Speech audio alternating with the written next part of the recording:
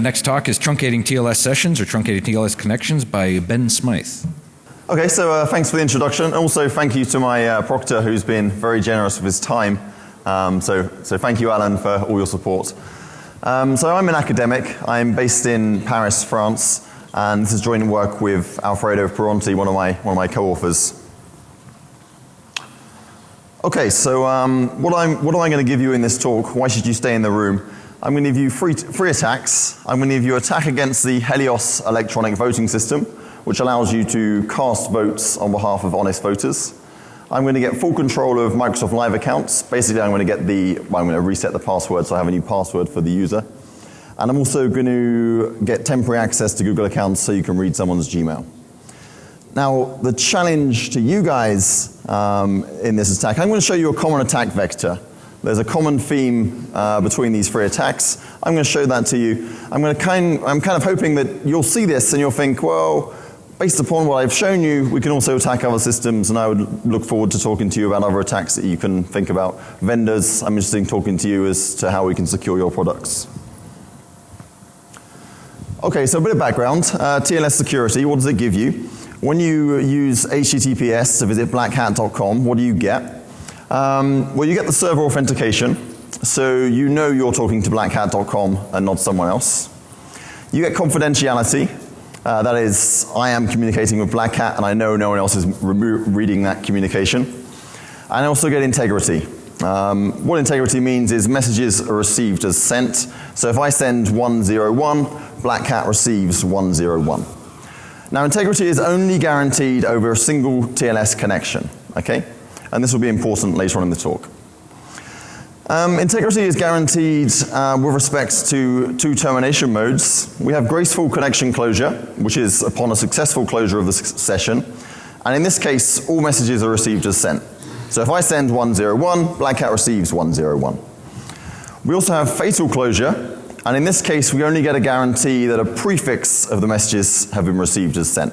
So maybe I send 101, the BlackHat server receives 110, so a prefix there, the first digit, the 1, was received as sent, but the rest of it is garbage. Unfortunately, none of the browsers in use today all the browsers ignore the termination mode. Okay, so they just ignore it completely. And that's a bit of an issue.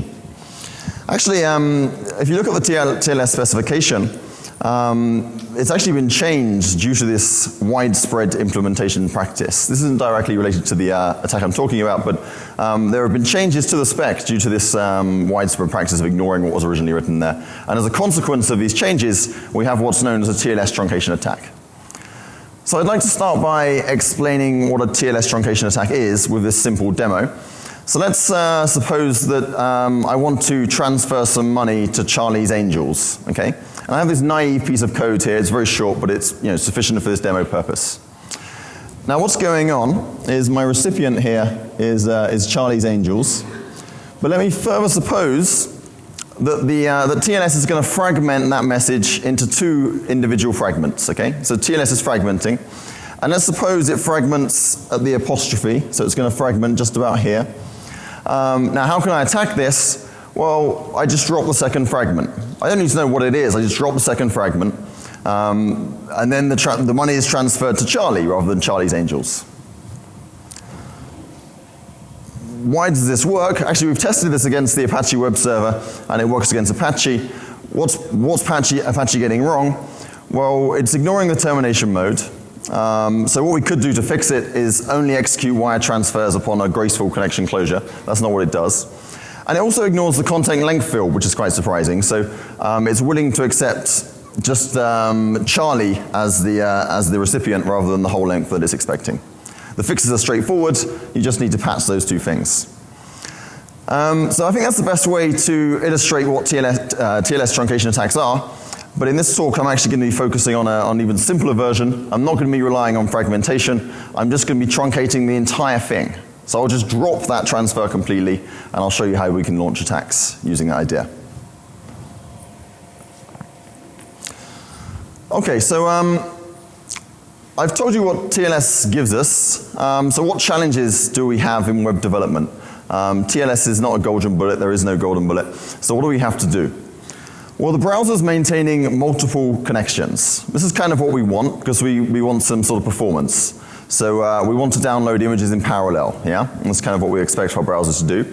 But TLS only gives us guarantees across a single connection. So if your web application is loading things in parallel, and you're only getting guarantees on individual connections, then if you require any kind of ordering, then you need to do that at the web application level. TLS is not going to give you that, okay? And of course, we also have the adversary, or the attacker. I'm assuming the attacker has full control of the network. Perhaps it's the router, perhaps there's a bit of hardware between the network card and the wire, and therefore the attacker is in the position to read all traffic, delete messages, and inject messages. Now TLS will protect certain things here. For example, if I read a TLS packet, it's encrypted. I only see the ciphertext. I can't get the plain text back unless I have the key. If I delete messages, then I break the TLS sequence numbers. But nonetheless, this is what the adversary has the capabilities to do. Okay, so attack number 1 is against the Helios electronic voting system. So electronic voting is one of my research areas that I'm particularly interested in. And I should probably distinguish between the current situation, which is on the right-hand side of that slide, and the sort of ideal situation on the left-hand side, or the other way around for you guys who are looking this way. So the current situation is, at least in North America and also parts of Europe, you walk into a poll station and you interact with a DRE, a voting machine. And you tell the voting machine how you'd like to vote, and you kind of hope it did the right thing. But you really have no idea what it did. It could have made you a pizza, it might not have been plugged in, it might have cast a vote for your candidate, that's the kind of ideal situation, or it may have cast a vote for someone else's candidate. So I don't know if you can read the slides there, the pictures I have. On the top picture, the exit poll guy is asking, and who do you hope you voted for?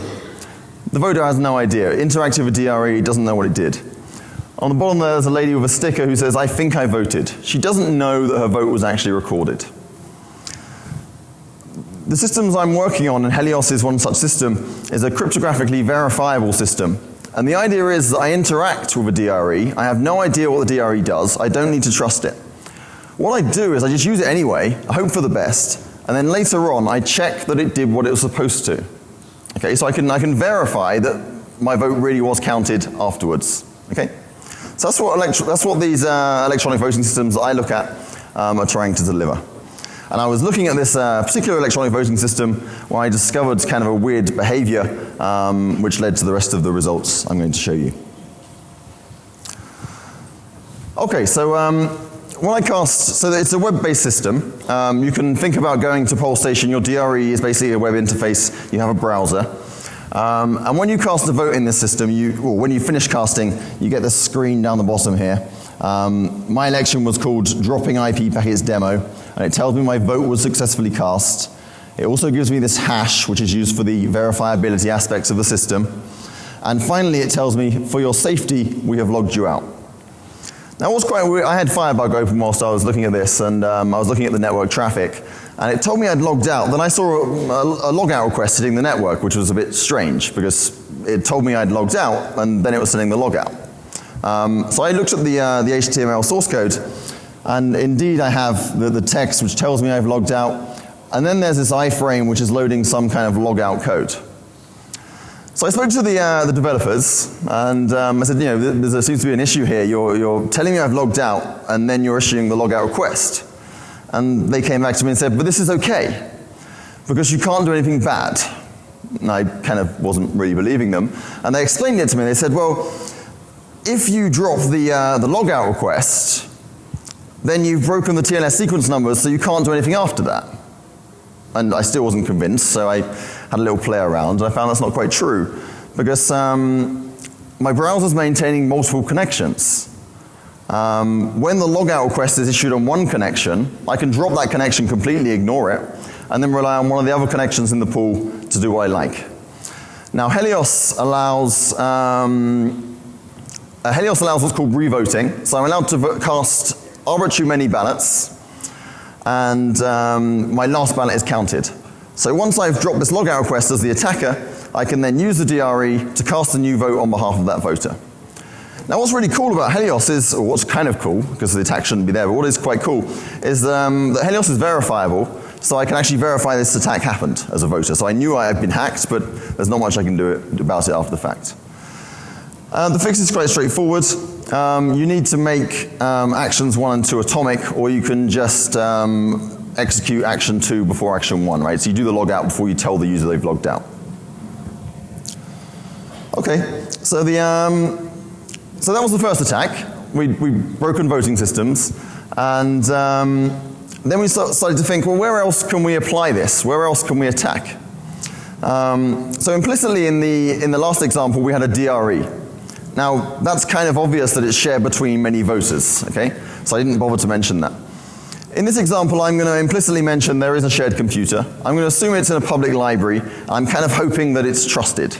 So when I interact with it, it should give me some security if I'm lucky. And the adversary in this case is only going to access that computer after the honest user has finished. So let me give a video demo of this attack working.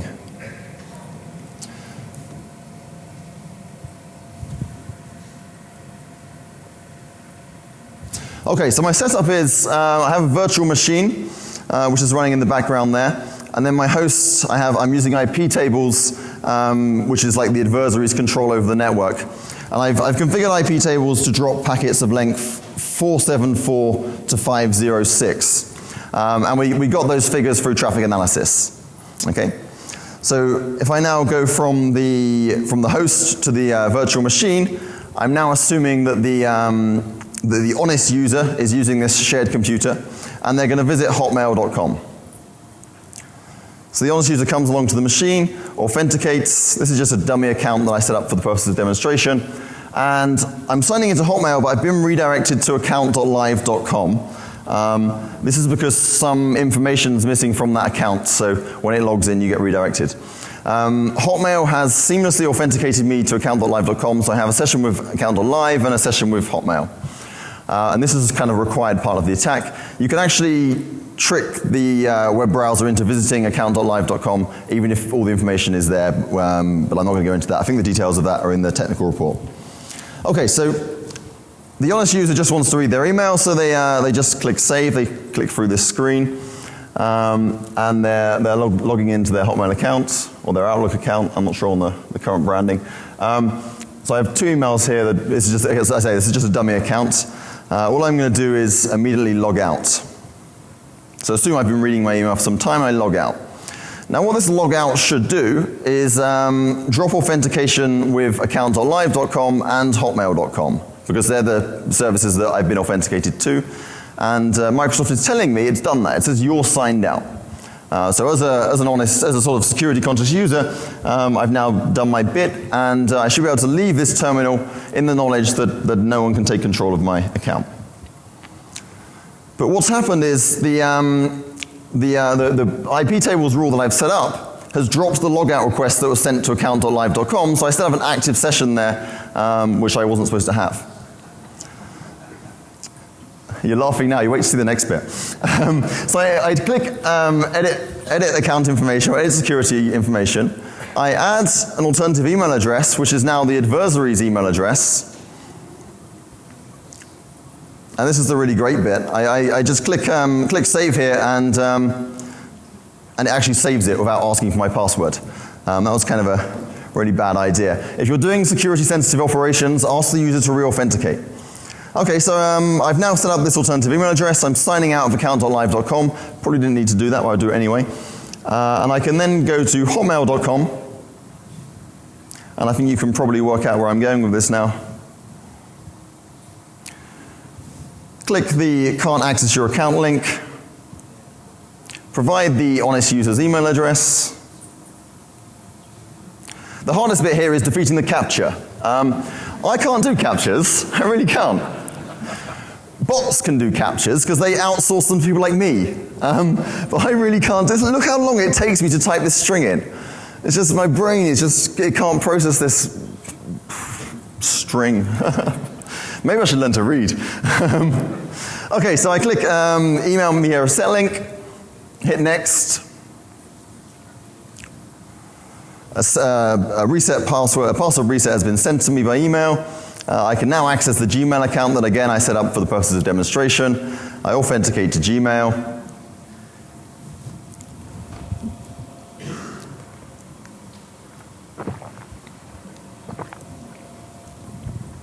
We get to see a lovely picture of my boss in the top right-hand corner, very briefly. And of course, I received an email from Hotmail, which includes the reset link, which I'm then going to follow.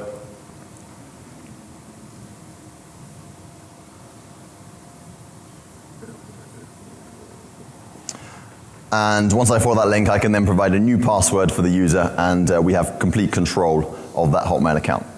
So what went wrong? Thank you.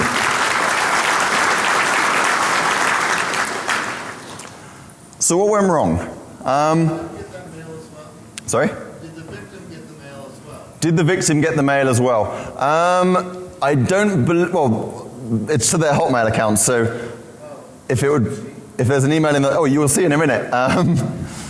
Once it logs in, you'll see if the user did get their mail as well. I think if there are multiple alternative emails set up, then the email will be sent to all of those multiple emails, multiple email addresses. In this instance, there was just one alternate email set up, so it would only be the attacker that got that message.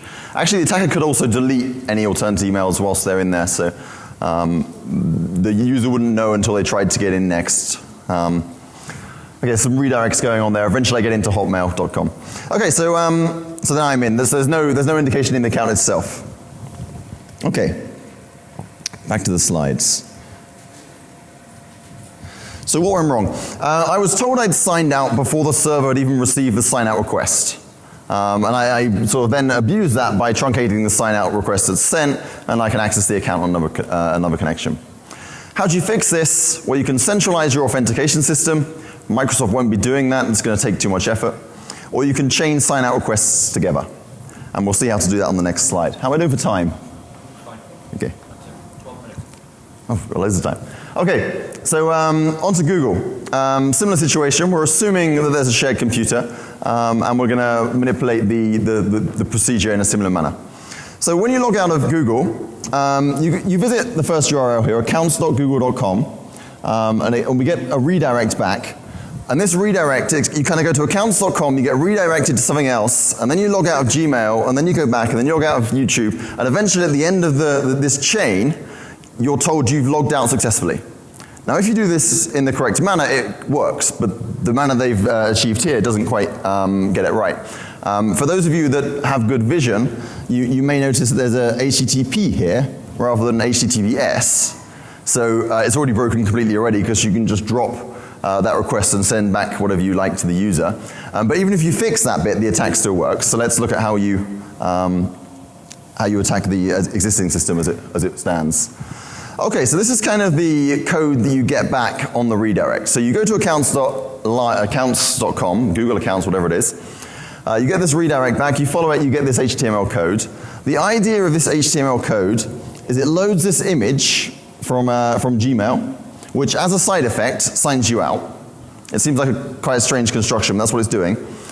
And then the idea is that this onload event up here will only be executed once the image has been loaded, right? That's what onload does. And then so the idea is that you sign out first, then you do the onload, which redirects you to the next part in the chain, okay? So that's the idea, that's what it's supposed to do. Unfortunately, it doesn't quite work like that. So if you do a TCP reset on the image, so if you do a TCP drop on the image, then it hangs the browser, which is kind of what we expect, because the image hasn't loaded, so the onload event will never be executed. If you do a TCP reset, however, then the browser gets a fatal connection closure, which it completely ignores and executes the onload event anyway. So then you've dropped the sign out request, which should have been sent to Gmail. It never gets there. You're still authenticated.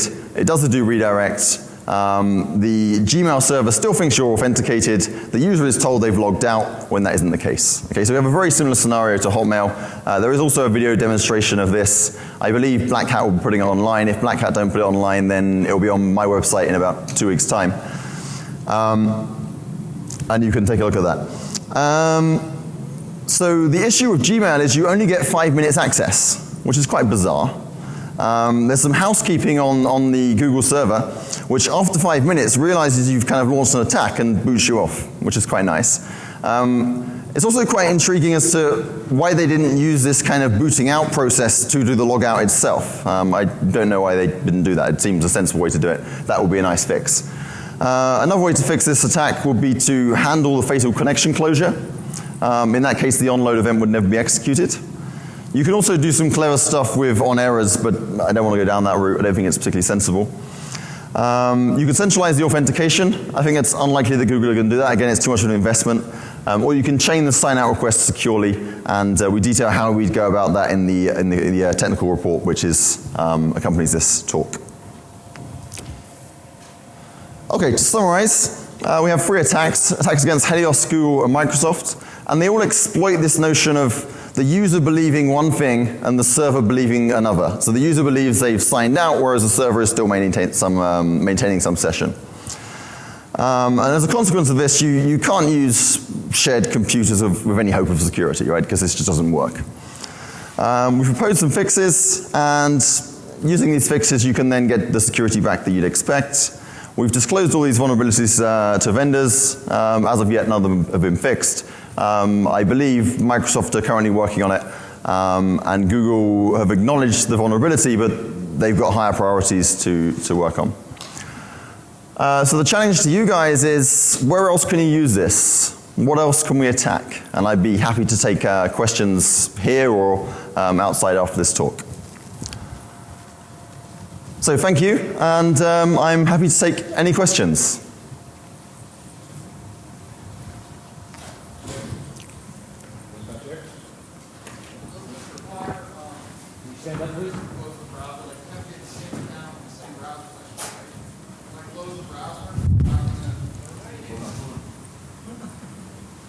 So you close the browser, does it? If you close the browser.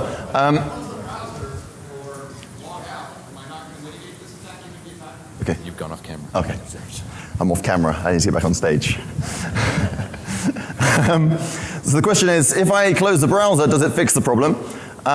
If you close the Firefox browser, it does fix the problem. If you close an Internet Explorer browser, it doesn't.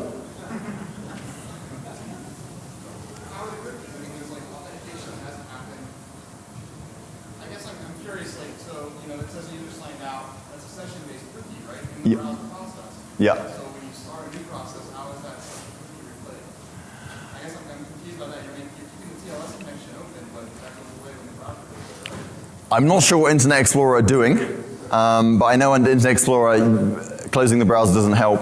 That may have been fixed now. We did the demo with Internet Explorer in December last year, but certainly then it wasn't working.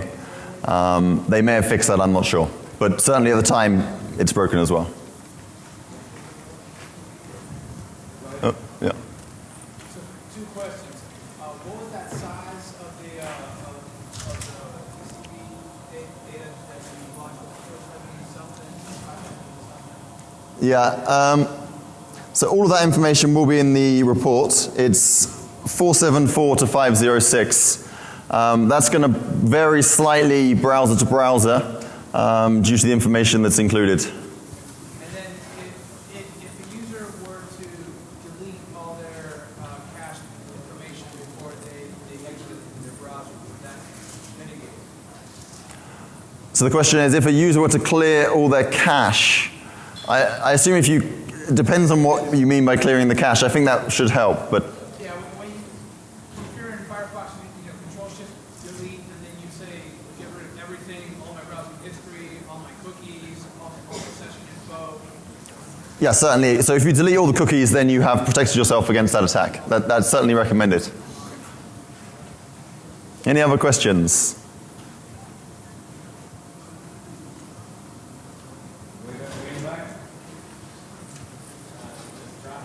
Could you stand up, please?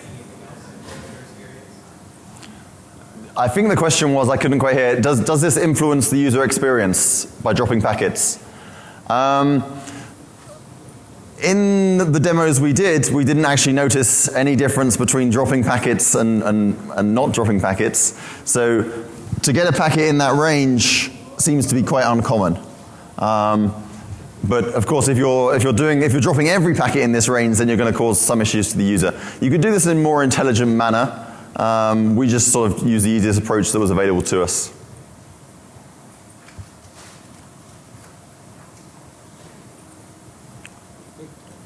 Thank you, and I'm happy to take questions outside or outside.